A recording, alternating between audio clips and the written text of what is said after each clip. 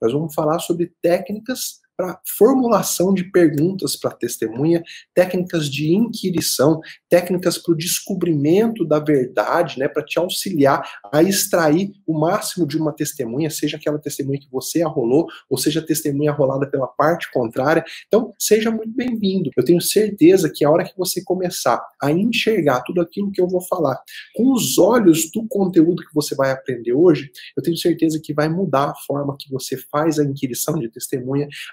Você vai sensivelmente, você vai conseguir perceber na prática como que você vai conseguir extrair respostas de uma forma muito mais concreta e muito mais assertiva nos seus processos.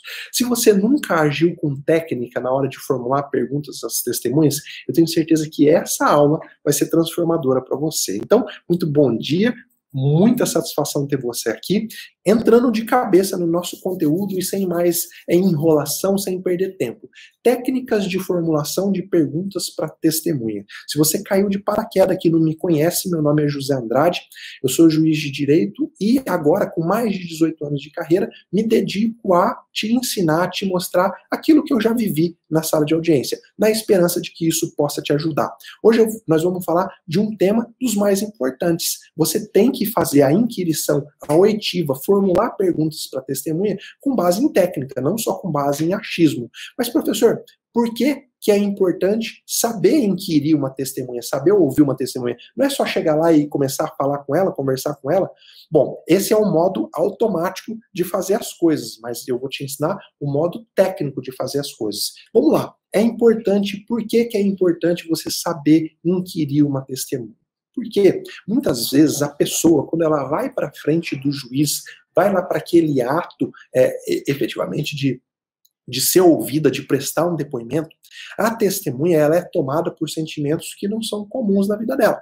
Ela fica nervosa, ela fica angustiada, não porque ela vai mentir, não porque ela vai falsear a verdade, mas porque é uma circunstância diferente na vida dela. Quem já atuou como testemunha sabe que é efetivamente assim. Então, quando você age com técnica, primeiro, você ajuda a testemunha a controlar todos esses sentimentos e a realmente dizer aquilo que ela foi lá para dizer.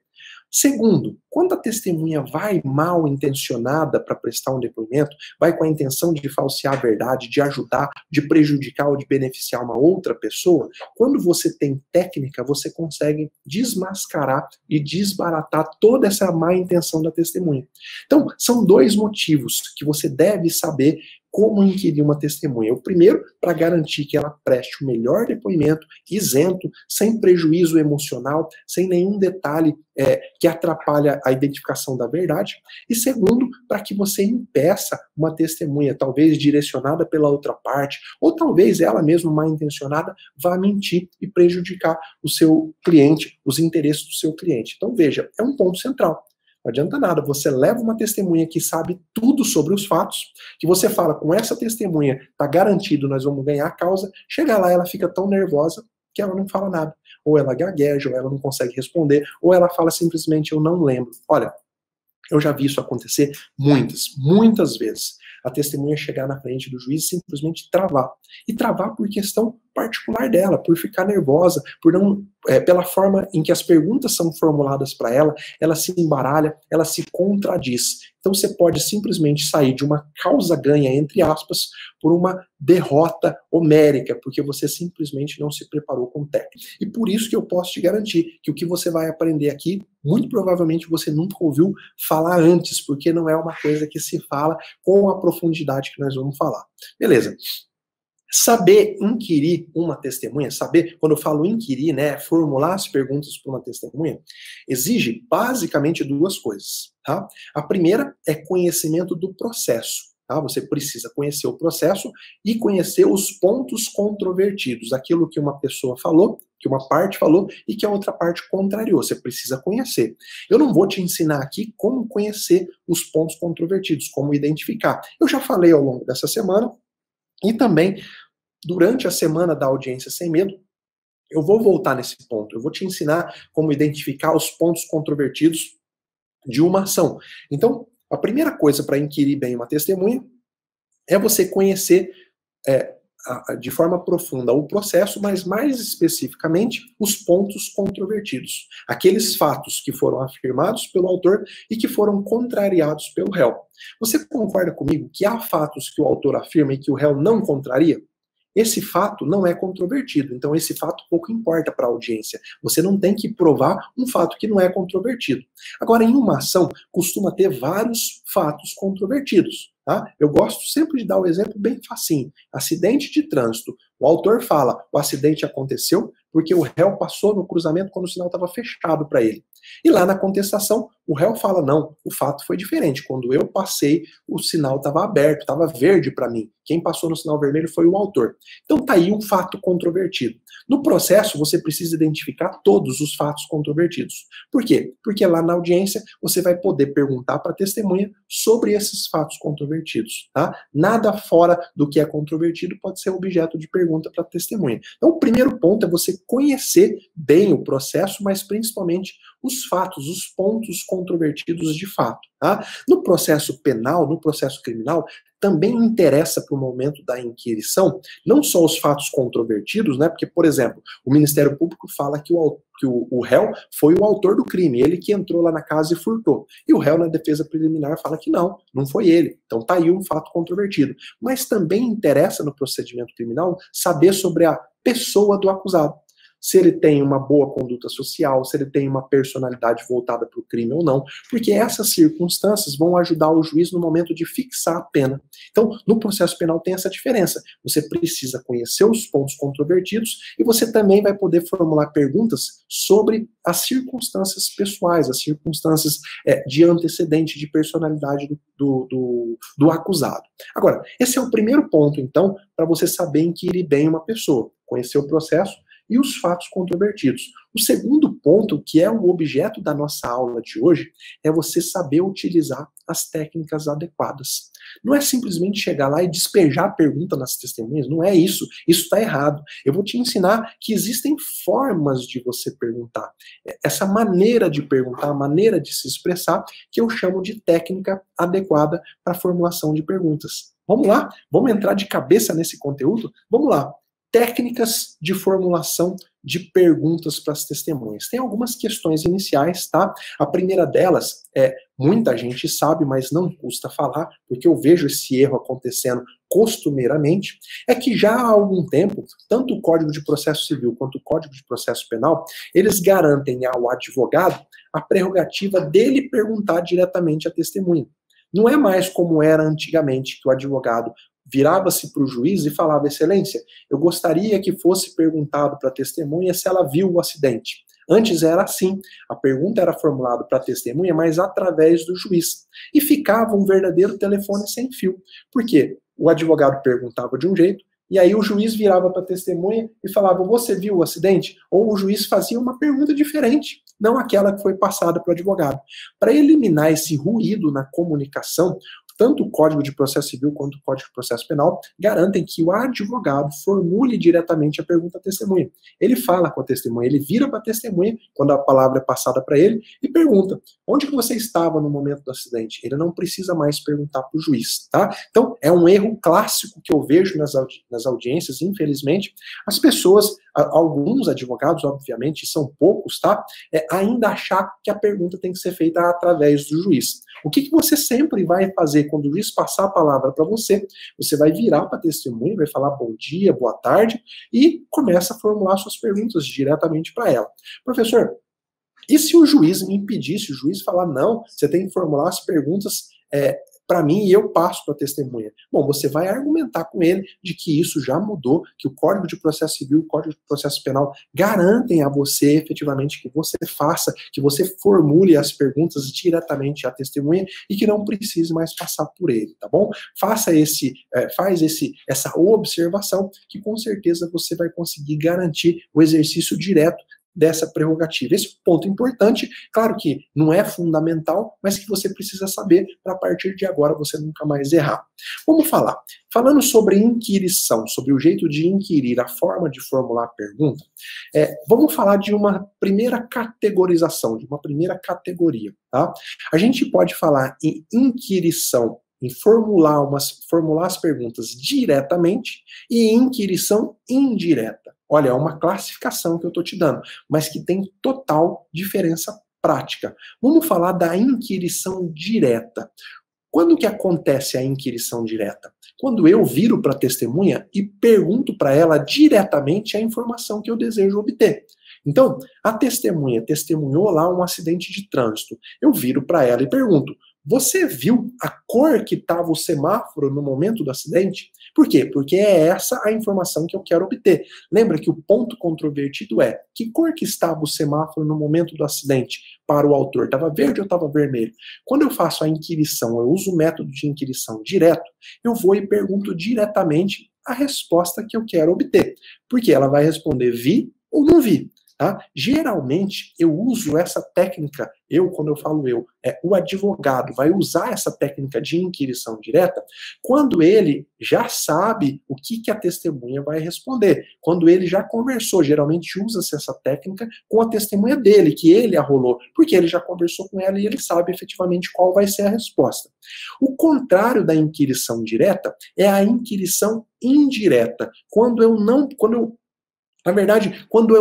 pergunto diretamente para a testemunha aquele fato que eu quero saber. O que eu vou fazendo? Eu vou colhendo informações paralelas, eu vou comendo pelas beiradas, né? Eu vou devagarzinho para descobrir se a testemunha tinha ou não condições de saber o que eu preciso. Vamos pegar o mesmo exemplo aí do acidente de trânsito. Eu vou virar para a testemunha e não vou perguntar para ela: olha, você viu a cor que estava o semáforo? Não, eu não quero que ela dê essa resposta direta. Eu vou indiretamente. Eu vou perguntando, por exemplo, quando você ouviu o barulho do impacto, o barulho da batida, para que lado que você estava virado? Você estava virado para o lado do semáforo? Você estava virado para o lado do comércio? Para que lado efetivamente você estava virado? Ou o que exatamente você estava fazendo? Você estava vendo os carros? Você estava no celular? Você estava conversando com alguém? Veja, eu não perguntei diretamente sobre a cor do semáforo, porque eu quero antes colher informação sobre qual era a posição corporal da testemunha, o que ela estava fazendo, para justamente saber se ela tinha condições de dar aquela informação que depois eu vou acabar perguntando. Por quê? Porque se ela responde essa pergunta indireta, dizendo: olha, quando eu ouvi a batida, eu estava mandando uma mensagem no celular, obviamente que depois ela não vai poder falar que ela viu a cor do semáforo no momento da batida, porque ela já respondeu que ela estava fazendo outra coisa. Então, indiretamente, você vai comendo pelas beiradas para descobrir a informação, se a testemunha tinha ou não condições de dar aquela informação que você precisava. Esse formato de inquirição indireta, geralmente a gente usa quando a gente está ouvindo a testemunha que foi arrolada pela outra parte, e cuja resposta a gente ainda não sabe. Tá? Essa técnica permite com que você coloque a testemunha em contradição. Por quê? Imagina, você perguntou para ela: olha, no momento em que você ouviu o barulho da batida, né? Ela falou: ouvi. No momento que você ouviu o barulho da batida, para onde que você estava olhando? Aí ela fala: não, eu estava olhando aqui para o meu celular, estava mandando uma mensagem, ou então eu estava conversando com outra pessoa, estava olhando nos olhos de outra pessoa. Mais adiante, você ou a parte contrária pergunta se ela viu a cor que estava o semáforo quando o autor passou pelo cruzamento. E ela fala: vi, estava verde. Ora, nesse momento essa inquirição direta que você fez, te permite colocar ela numa contradição. Você vai falar: olha, alguns minutos atrás, eu perguntei para onde você estava olhando no momento que você escutou o impacto. E você me disse que estava olhando para o celular. Agora, você está me dizendo que você viu a cor. Como que você fez? Você olhou com um olho para o celular e outro para o semáforo? Veja que a inquirição indireta te permite criar circunstâncias de contradição para a testemunha. É importante que você saiba disso. Você sempre vai usar a inquirição indireta, aquela que você vai comendo pelas beiradas, que você não pergunta diretamente a informação que você quer, quando você está ouvindo a testemunha da parte contrária, que geralmente você não conhece ainda o depoimento, tá?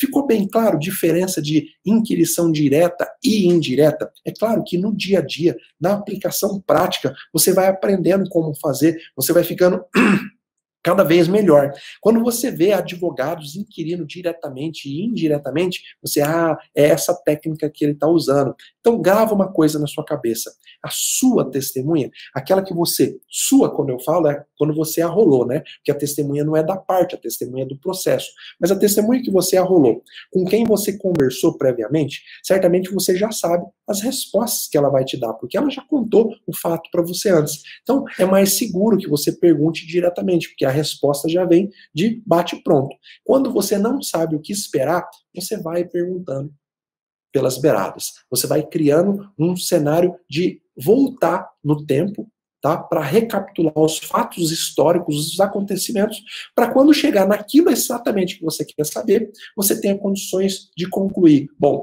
essa testemunha efetivamente, pelo cenário que ela demonstrou até agora, ela tem condições de responder essa pergunta, sim ou não. Tá bom? Então, inquirição direta e indireta. Tem outras classificações, tá? Veja que a classificação é teórica, mas a aplicação é prática, é totalmente prática. Se você inquire diretamente uma testemunha rolada pela outra parte, acabou o depoimento. Imagina, você tá pelo autor, vai ouvir uma testemunha do réu, e aí você vira para ela, você viu que cor que estava o cruzamento no momento do acidente? Ela fala, vi, estava vermelho pro autor. Pronto. Acabou o depoimento, não adianta mais você perguntar nada. A testemunha já matou tudo aquilo que você pretendia e de forma a prejudicar o seu cliente. Quando você inquire indiretamente, você cria um cenário para descobrir lá na frente se ela, simplesmente alguém não passou essa informação para ela, porque às vezes a parte falou, olha, se o juiz te perguntar, você fala que o sinal estava vermelho para o autor, e não vai esquecer. Então você não vai perguntar diretamente isso, você vai fazendo outras perguntas de forma que ela possa cair em contradição se ela tiver efetivamente com interesse de mentir, tá bom? Isso foi que eu acabei de te passar, inquirição direta e indireta. Agora nós vamos falar de inquirição aberta e inquirição fechada, tá? Formas de você formular perguntas abertas e perguntas fechadas e a consequência de cada uma. Então vamos lá, inquirição aberta e inquirição fechada. Na inquirição, na forma de formular perguntas aberta para a testemunha, eu faço uma pergunta para a pessoa de forma genérica, ou eu peço simplesmente para a testemunha explicar como ou porquê de alguma coisa. Exemplo, eu viro para a testemunha e falo, olha, me conta tudo o que você viu no dia do acidente. Veja que eu fiz uma pergunta aberta. Agora ela me fala o que ela quiser. Ela responde do jeito que ela quiser. Ela conta uma história, ela pode dar uma volta enorme. Então, a forma de inquirição aberta, geralmente, eu faço uma pergunta genérica, ou eu peço para a testemunha explicar o como, ou o porquê, ou o que ela viu no momento daquele fato que eu quero ouvir. Geralmente, se usa essa forma de inquirição aberta com as testemunhas que você mesmo arrolou e que você já conhece a resposta, tá? Mas mesmo assim, é uma forma perigosa de se inquirir, de se formular uma pergunta, porque dá margem para que a testemunha diga alguma coisa que talvez ela não tenha te contado na primeira conversa. E talvez essa coisa que ela não te contou lá fora antes do processo possa ser prejudicial para o seu cliente. Sempre que você deixa a testemunha à vontade para falar, podem surgir fatos que na cabeça da testemunha não tem problema nenhum, que não vai prejudicar o seu cliente, mas que efetivamente pode prejudicar o seu cliente. Então, toma muito cuidado com a forma de inquirição aberta. Qual que é o oposto da inquirição aberta? Obviamente que é a forma de inquirição fechada. Quando você faz perguntas sem dar margem para a criação da testemunha. Eu pergunto apenas sim ou não. Concorda ou não concorda? Sim ou não? Por exemplo, me diga sim ou não. Você estava olhando exatamente para o semáforo no momento do acidente? Ela vai falar sim, eu estava. Ou não, eu não estava. É muito diferente de você falar para a testemunha, olha, me conta aí todas as circunstâncias do acidente. Veja, quando eu pergunto de forma aberta, a testemunha cria, conta tudo o que passou pela percepção dela, e a percepção dela às vezes pode ser real, pode ser irreal, tá? Nós não vamos entrar nesse ponto, mas quando você dá margem para a criação da testemunha e para ela falar muito pode acarretar prejuízo para o seu cliente, mas quando você usa a inquirição fechada, é você que tem o controle da situação. Você está perguntando sim ou não. Geralmente usa-se a inquirição fechada quando você conhece o depoimento da testemunha sua ou da outra parte, né? Você pode usar também essa inquirição fechada quando você já leu o depoimento da testemunha. Acontece muito no processo criminal. Processo criminal, as testemunhas que são ouvidas em juízo geralmente prestaram depoimento na fase de inquérito. Então, você pode ler aquele depoimento e você pode colocar a testemunha contra a parede, apontando evidente contradição, perguntando simplesmente sim ou não. Por exemplo, Às vezes, lá na fase de inquérito, a testemunha, o policial foi ouvido, e ele disse que ele chegou na cena do crime quando o acusado já não estava mais lá.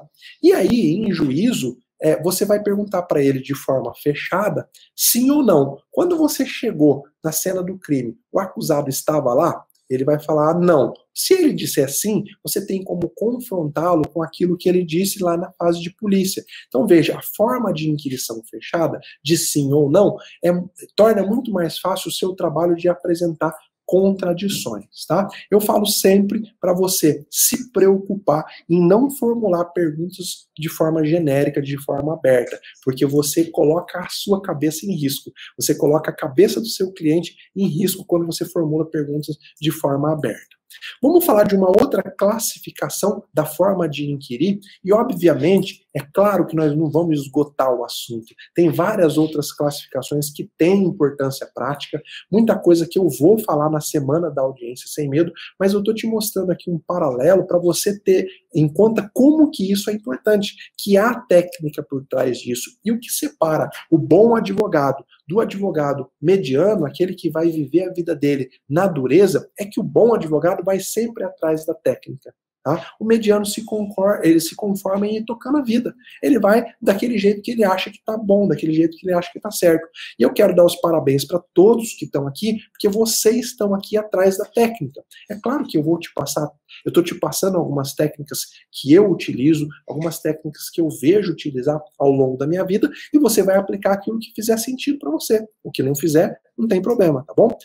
Inquirição indutora. Técnica de formular pergunta de forma a induzir a resposta. Quando eu uso essa forma de inquirição indutora, eu faço uma pergunta induzindo a resposta. Tá? Essas perguntas, geralmente, elas começam com uma afirmação do profissional que está fazendo a pergunta, encerrada com uma pergunta, tipo, não é verdade? Ou, isso está correto? Tá? Entre outras formas de se perguntar. Ou, você faz uma pergunta que se inicia com algo do tipo, não é verdade que, por exemplo, nesse exemplo do acidente de trânsito, na hora em que você ouviu o barulho, você viu que o sinal estava vermelho, né?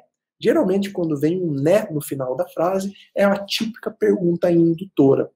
No Código de Processo Civil, no Código de Processo Penal e na lide forense, no dia a dia, muito provavelmente, se você fizer perguntas indutoras, você vai ter a pergunta indeferida pelo magistrado. Tá? Já no júri, é mais comum esse tipo de pergunta indutora e às vezes o juiz acaba deixando passar. Eu não estou dizendo que é correto, não é correto, mas costuma-se usar essa técnica de retórica no júri para tentar extrair da testemunha, naquele momento de tensão na frente dos jurados, afirmações induzidas. Tá? Então, todas as vezes que você formula uma pergunta colocando um né no final, ou você confirma isso, isso e aquilo, tá? Você está induzindo a resposta. Fica atento que esse tipo de pergunta costuma ser indeferida. Dependendo da posição que você tiver no processo, às vezes você pode arriscar usar esse tipo de pergunta, o que eu não recomendo. Tá? Mas é muito comum. Na hora que você ouviu o barulho do acidente, você olhou que o sinal estava vermelho, né? Veja, você não está perguntando, você está afirmando simplesmente para a testemunha concordar. Então, você não deixa efetivamente que ela exprima a vontade dela, que ela fale efetivamente o que ela viu. Tem muita gente que confunde a indução da resposta com aquela circunstância do promotor ou da parte requerida, por exemplo, pedir para que seja lido para a testemunha um depoimento que ela já prestou. Você não está induzindo a resposta dela quando você pede para que seja lido um depoimento anterior, porque foi um depoimento que ela mesma prestou. Diferente seria se eu pedisse para ler o depoimento do João na hora que o José está prestando o depoimento dele. Eu posso estar querendo influenciar na resposta do José com o depoimento do João. Isso não é permitido. Tá? Então não tem problema nenhum você pedir, por exemplo, olha, excelência, eu gostaria que fosse lido aqui para a testemunha o depoimento que ela mesma prestou lá na fase de polícia, tá? Para depois eu ver, perguntar se ela confirma, se ela não confirma. Isso não é induzir a resposta. Eu induzo a resposta quando eu faço afirmações e peço só para ela concordar ou não, aí eu estou induzindo, eu estou tentando influenciar no ânimo dela, e eu induzo quando eu peço para ouvir o depoimento de outra pessoa, tá? Para ler o depoimento de outra pessoa, para a pessoa que está prestando o depoimento naquele momento, tá? Vamos recapitular aqui, ó. Nós falamos já de inquirição direta e indireta, falamos já de inquirição aberta e inquirição fechada. Acabei de falar de inquirição indutora. Se você nunca ouviu essa palavra de inquirir é perguntar, é ouvir, tá? É formular as perguntas. Então, acabamos de falar da inquirição indutora, e olha, existem várias outras classificações. Eu quero pontuar aqui algumas observações importantes do que nós já falamos até agora, e depois eu vou explorar uma coisa extra, uma coisa que eu não tinha prometido aqui para você. Eu vou te mostrar algumas técnicas que te ajudam a descobrir quando uma testemunha está mentindo. Se a sua testemunha cair em contradição, então você levou uma testemunha para ser ouvida em juízo, fez lá a inquirição fechada para controlar efetivamente aquilo que ela vai responder, mas mesmo assim, no meio do depoimento, ela caiu em contradição. Às vezes você já deixou de formular suas perguntas, as perguntas foram passadas a palavra foi passada pela parte contrária, a parte contrária formula perguntas e fica evidente uma contradição naquilo que a sua testemunha, ou melhor, naquilo que a sua testemunha falou. O que fazer nesse momento? Você acha que a melhor coisa é fingir que nada aconteceu, deixar por isso mesmo? Olha, absolutamente não. Porque o juiz está ali, ó, prestando atenção. Ele pode até não estar olhando, mas ele está. Para ele fica evidente a contradição, às vezes ele já anota para não esquecer. E se o juiz não fizer isso na hora da sentença, ele, a assessoria dele, com toda certeza alguém vai pescar essa contradição. Então, sempre que a sua testemunha, aquela que você levou, cair em contradição, busca esclarecer essa contradição na hora. Ah, professor, mas às vezes, se eu tentar esclarecer a contradição, vai ser pior. Aí vai ficar evidente que a razão está com a outra parte. Bom, melhor que seja assim do que você deixar no ar. É sempre melhor. Por quê? Testemunha com contradição não esclarecida, o juiz praticamente descarta o depoimento dela. Ou ele usa aquela contradição para desmerecer todo o depoimento. Por que eu falo para buscar esclarecer? Porque às vezes a contradição ela acontece só porque passou muito tempo entre o fato e o momento do depoimento. Ninguém consegue guardar muitos detalhes durante muito tempo. Então, às vezes, a parte contrária, esperta, vai colhendo elementos para fazer a sua testemunha cair em contradição. Mas você, estando atento, observando uma contradição dessa, você vai pedir novamente a palavra e vai dizer, excelência, para que não fique nenhuma contradição, eu gostaria que a testemunha confirmasse se realmente essa data que ela falou, ela tem certeza, ou ela pode estar equivocada, afinal de contas, já faz muito tempo que os fatos aconteceram.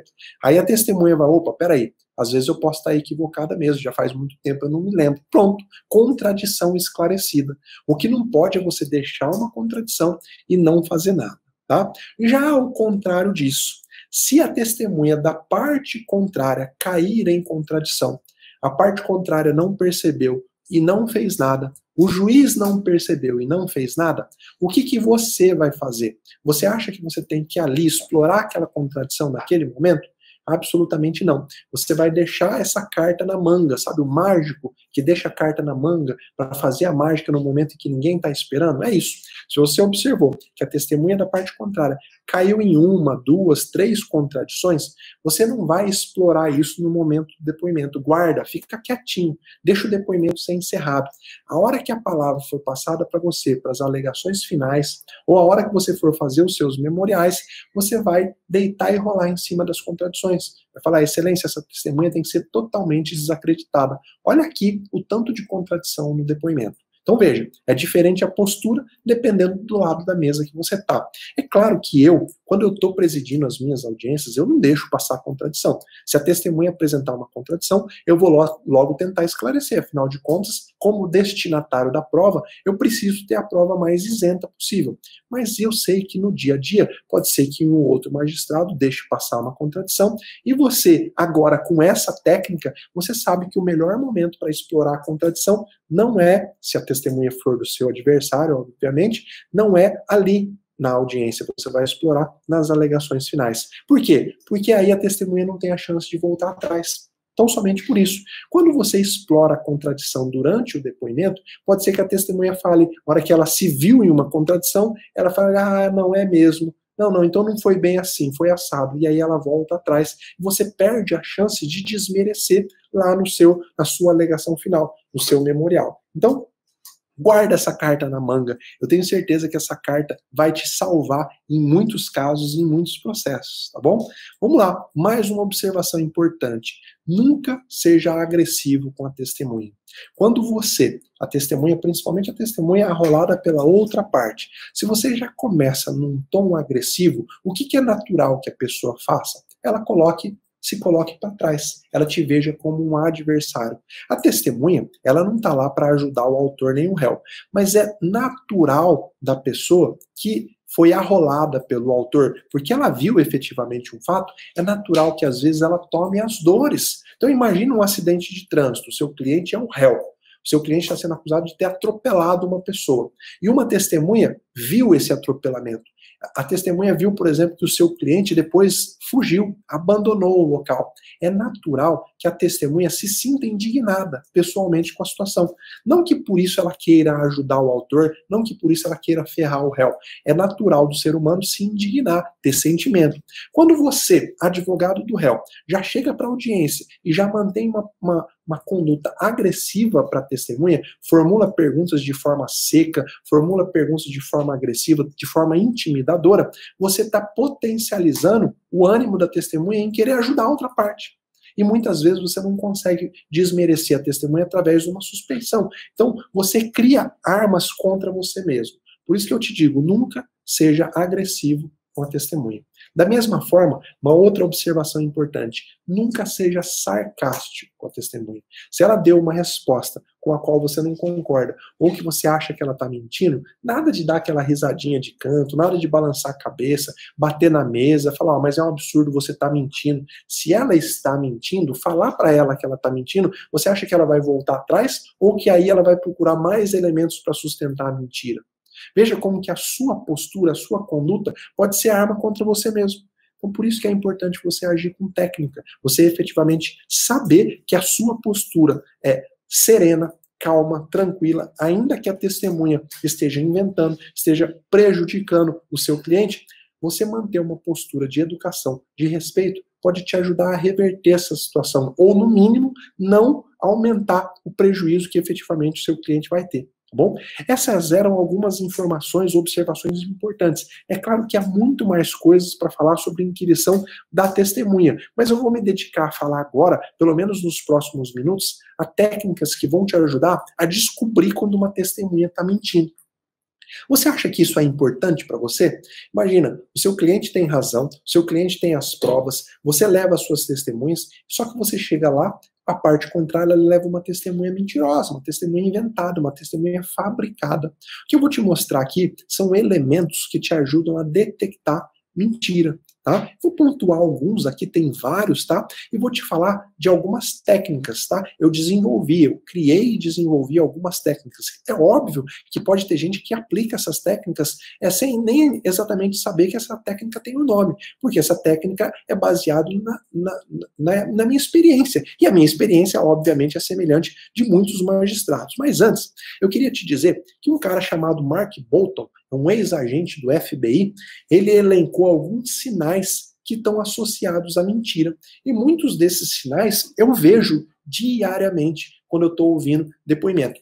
Esses sinais vão te ajudar a identificar, caramba, essa testemunha já deu um sinal, já deu 2 sinais, eu preciso me preocupar, eu preciso perguntar mais, eu preciso fazer com que ela caia em contradição.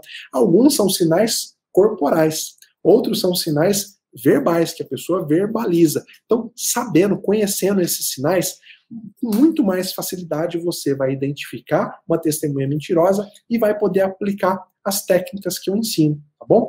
É claro que nem tudo você vai conseguir identificar no dia a dia, mas a partir do momento em que você tem a percepção desses sinais, você vai ficar muito mais atento. Tá bom? O primeiro sinal de que pode indicar que pode estar associado à mentira, quando a pessoa fica tocando a ponta do nariz. Tá? Por quê? Porque quando a pessoa está tensa, a sensibilidade da mucosa nasal aumenta e o nariz coça. Então, se você está conversando com uma pessoa e ela está fazendo muito isso que eu estou fazendo agora, muito provavelmente, é claro que não só isso, tá? Mas muito provavelmente a situação pode estar desconfortável para ela, porque ela está criando alguma situação, tá? A região abaixo dos olhos, tá? Também, quando a pessoa fica coçando muito a região abaixo dos olhos, ou cobrir parcialmente a boca para fazer um gesto rápido, obviamente que isso são sinais de que a pessoa pode estar mentindo.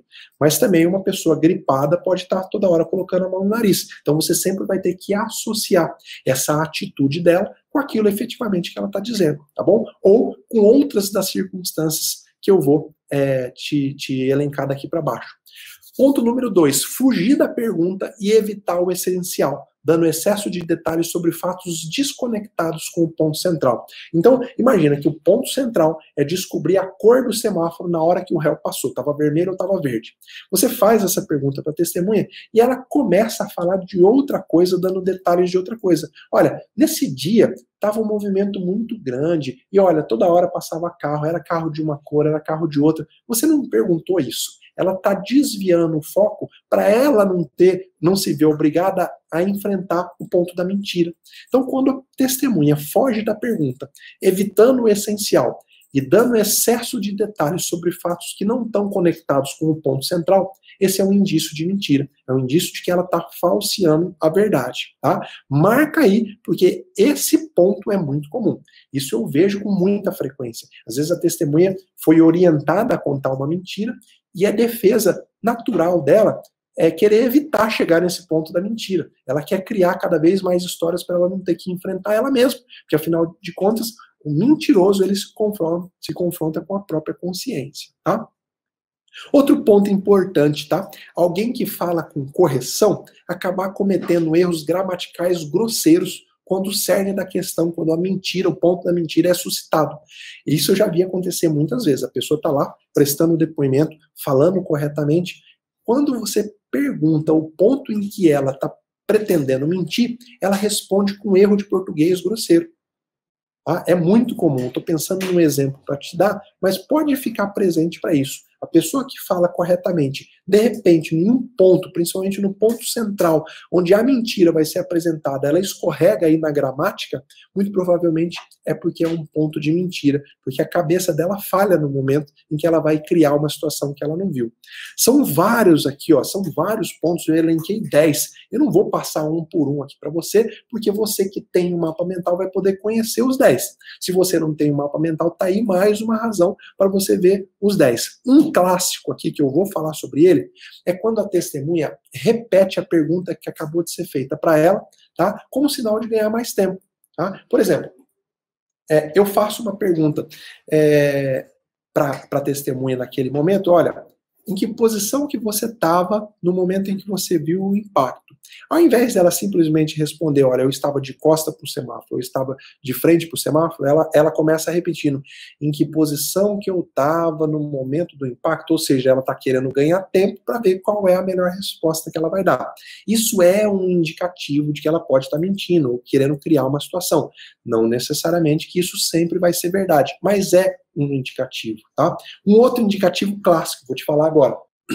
Um outro indicativo clássico, e isso a gente observa muito no processo penal, é que o juiz ou a parte formula uma pergunta para a testemunha e ela, antes de começar a responder, ela pergunta, o quê? A hora que eu vou começar a repetir a pergunta que ela acabou de mostrar que ela não entendeu, ela já começa a responder. Ou seja, o que ela fez foi só para ela ganhar um lapso de tempo para voltar a pensar.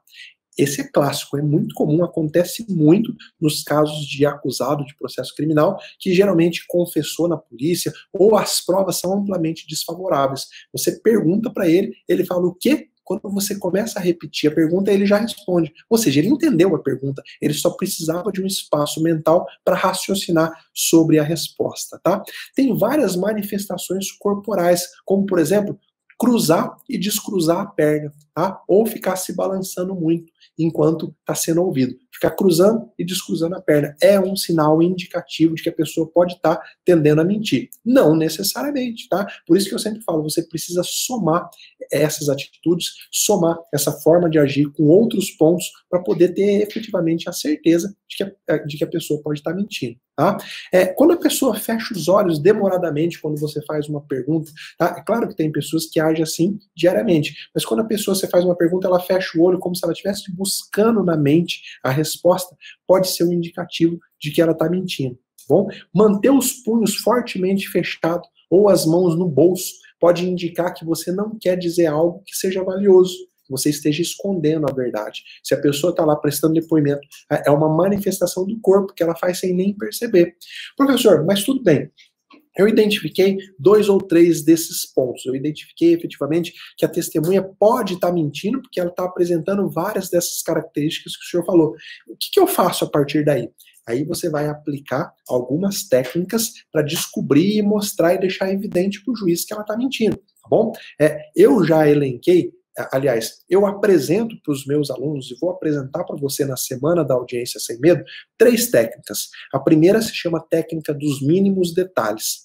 A segunda se chama técnica do depoimento invertido. E a terceira se chama técnica da repetição espaçada de perguntas. Só uma dessas técnicas aqui a gente precisaria de mais de 1 hora para eu te ensinar. Por isso que se você continuar me acompanhando e se você for participar comigo da semana da audiência sem medo, eu vou te mostrar como efetivamente usar essas técnicas depois que você identificou o comportamento da testemunha de querer mentir, tá bom? Vamos falar aqui de frases que podem indicar prováveis mentiras, tá? Também isso é catalogado aí, você faz uma busca na internet, você vai encontrar principalmente psicólogos no âmbito da psicologia jurídica, mostrando que algumas frases são costumeiramente usadas por quem está querendo mentir. Por quê? Porque na busca do convencimento, quando o mentiroso quer convencer aquela pessoa com quem ela está falando, dependendo do contexto, ele tende a exagerar. Ele costuma empregar negativas ou minimizar algo muito grave. Por exemplo, olha algumas frases que o mentiroso usa. Olha, sendo totalmente honesto com você, eu vou te falar que no momento do acidente eu estava olhando para o semáforo. Então, essa frase, sendo totalmente honesto com você, é típica de quem está querendo esconder ou falsear a verdade. Outra frase típica também. Por que razão, em nome de Deus, eu ia mentir? Por que razão eu inventaria isso? Tá? São frases típicas de quem está mentindo. No âmbito criminal, você está perguntando sobre fato, e aí o acusado fala, mas olha, eu não sou um bandido. Eu não estou perguntando se ele é um bandido ou não, estou perguntando se ele praticou determinado fato. Essa frase, geralmente, tá, gente? Não estou dizendo que sempre que essa frase for utilizada, quer dizer que a pessoa está mentindo. Outra frase, às vezes a pessoa fala, olha, isso é besteira, não vale nada, é coisa dos meus adversários. São as pessoas, os policiais que estão querendo inventar isso contra mim. São frases típicas de quem está falseando a verdade, falar que é coisa inventada.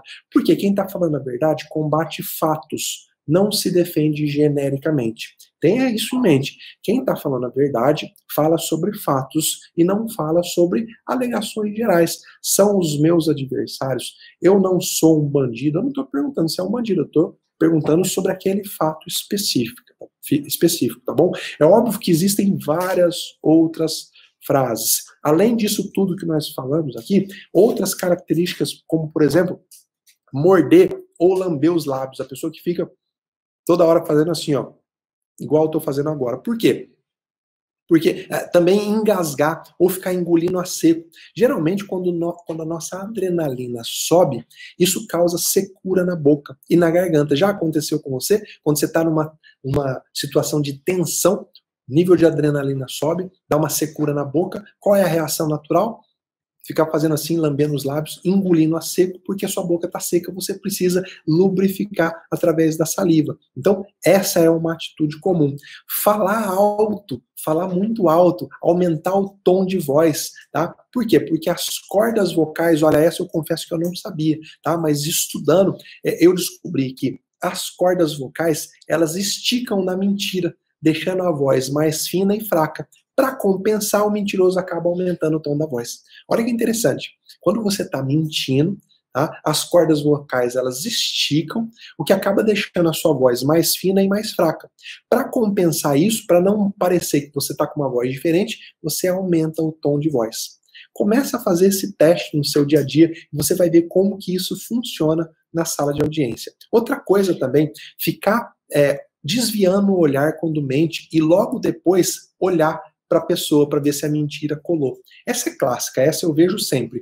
Às vezes a testemunha que está mentindo, ela não olha no seu olho, ela começa a contar o fato olhando para baixo. Então ela conta, a hora que ela termina de contar, aí ela olha no seu olho, justamente pensando, será que ele colou? Será que colou? Será que ele vai acreditar? Então é uma postura muito comum. Sabe o que eu faço quando a testemunha começa a responder olhando para baixo? Eu falo, olha, o senhor pode olhar para mim quando o senhor está falando, porque facilita a nossa comunicação. E aí a pessoa perde totalmente o compasso. Ela simplesmente, às vezes, ela até perde o raciocínio quando ela estava pretendendo mentir. Por quê?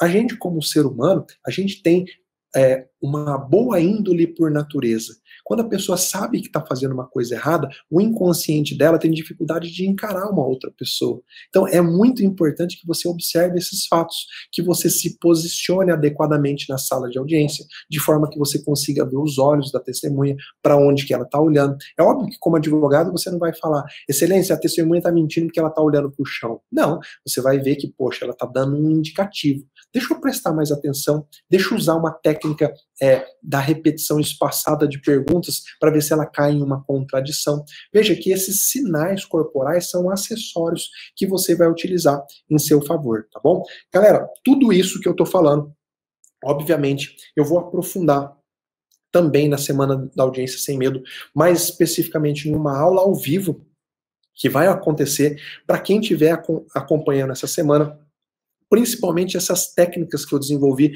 para te ajudar a descobrir quando uma testemunha está mentindo, mas eu espero que o conteúdo que eu passei até agora já tenha sido de grande valia para você. Mas mais do que isso, eu espero que você aplique, que você coloque em prática. Não adianta nada você ouvir, e amanhã você ir fazer uma audiência e não observar essa técnica. Se você está com um mapa mental, antes da sua próxima audiência, dá uma lida no mapa, relembra aquilo que eu falei na aula. É muito importante que você faça isso para melhorar efetivamente a sua atuação na sala de audiência. Nós estamos chegando ao nosso final. Eu quero agradecer muito por você ter ficado comigo até aqui. Isso mostra para mim o seu compromisso com o aprendizado.